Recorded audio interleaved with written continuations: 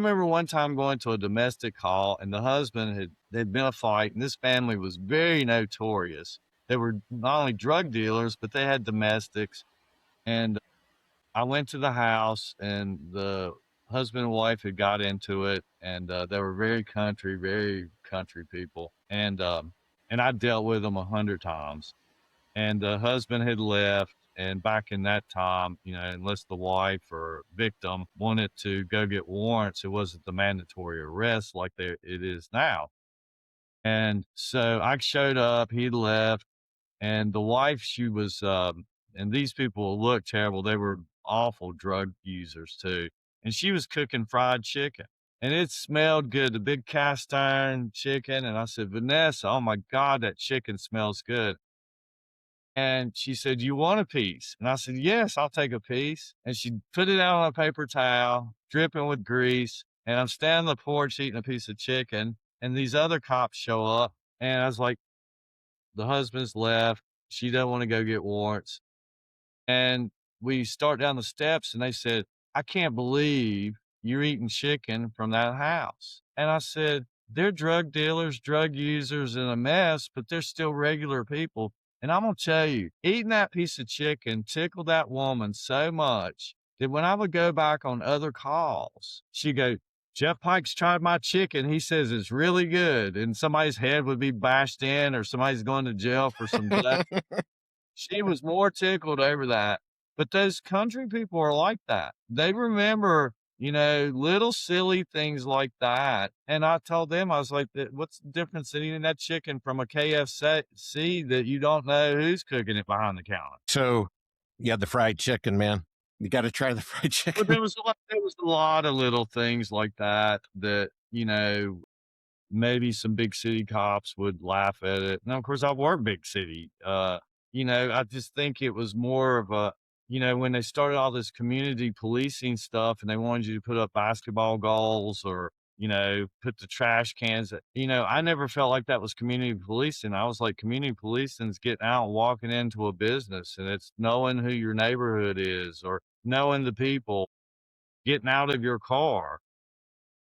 To me, that was community policing, not what I consider these gimmicks, these gimmicks for publicity. Well, Officer Pike helped put in the basketball goal, or, the big thing down here now is posing with food. Nobody poses with a big drug arrest anymore. They're posing with somebody brought donuts or pizzas to the police department. It's the feel good stuff. Same thing with community policing. I'm like, you should be community policing every day. And that's getting out of your car or stopping, or, especially in the rural areas. If I was patrolling around and I saw somebody out in the yard or somebody, whatever, I pulled in the driveway. Hey, I'm Officer Pike. Just checking on you guys. Is anything going on? Anything I need to be watching for? And people would be shocked. They're like, wow, we've never had a cop talk to us. We never had one slow, you see somebody, at the gate, with their tractor or whatever. Or, you go to these country stores and walk in and grab a water or soda and hang out for a little bit, and you find out what's going on, and not be a robot in a car that's just, it's just a guy in a car, and all you see is somebody riding by. You know who it is. You learn their personalities and you learn your community. To me, that was community policing.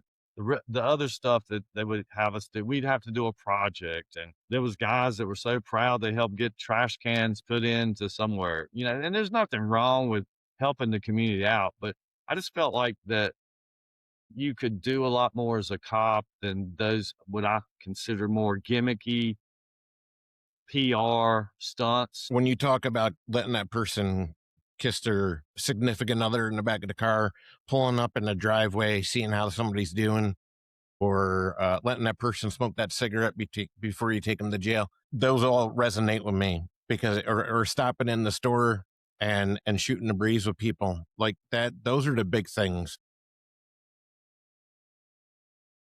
You do 16 years and in law enforcement. You did you did a lot.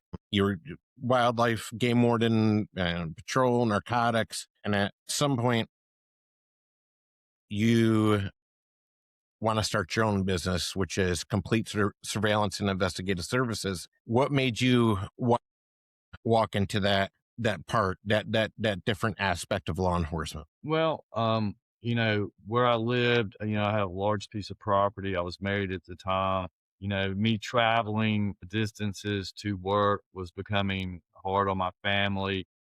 And then I had some connections in the insurance industry that kind of prompted me to look in that direction. And they were like, Jeff, we could use somebody in a rural area where you live at.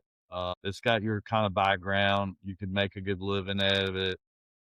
And so that's when I decided to it would be, I could be my own boss, have my own business, financially do better, have it a little bit easier on my family, a lot of factors. So that's when I decided to start my company in 2000.